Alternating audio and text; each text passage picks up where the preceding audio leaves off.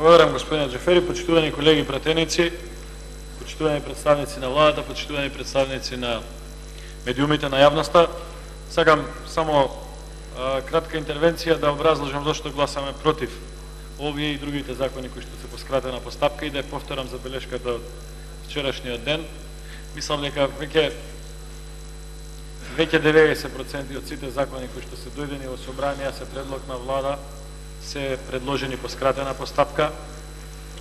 Тоа мислам дека не ги олеснува работите на собранието. Навидум можеби погледнато од позиција на владата изгледа дека нешто побрзо ќе помине побрзо ако има разбирање и ако има усогласување и ако има реален политички момент на консултација или на прифаќање на некои приоритети на владата кои што се од државен интерес. Ние многу пати досега сме гласале за одредени закони,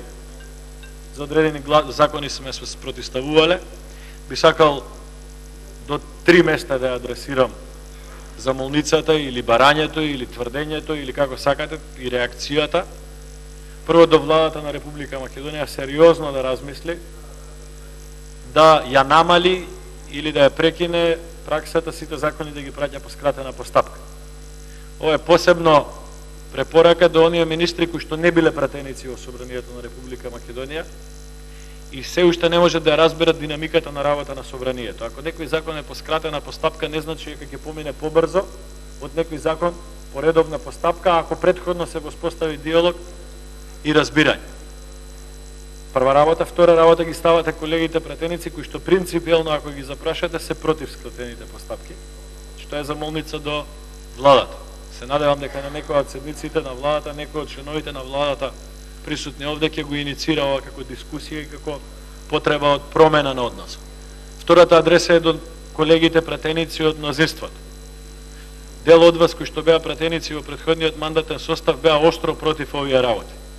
Ги знам околностите на бидување пратеник во мнозинство. Не се лутам, не замерувам лично на никого, но ве молам да најде начин во рамки на внатрешните партиски консултации, контакти со вашите министри, контакти со владата, да го издействувате она за што вие најмногу се боревте во претходните мандати, а тоа е да се намали бројот на скратените постапки во собрание. И трета препорака или укажување е до господинот Джафери. Господинот Джафери, искористете го авторитетот што го имате пред колегите и пред владата, да влијаете бар, еве да си дадем обврска во следните 3 месеци, да не бидат половината бар закони по скратена постапка. Сега сме на 90% луѓе.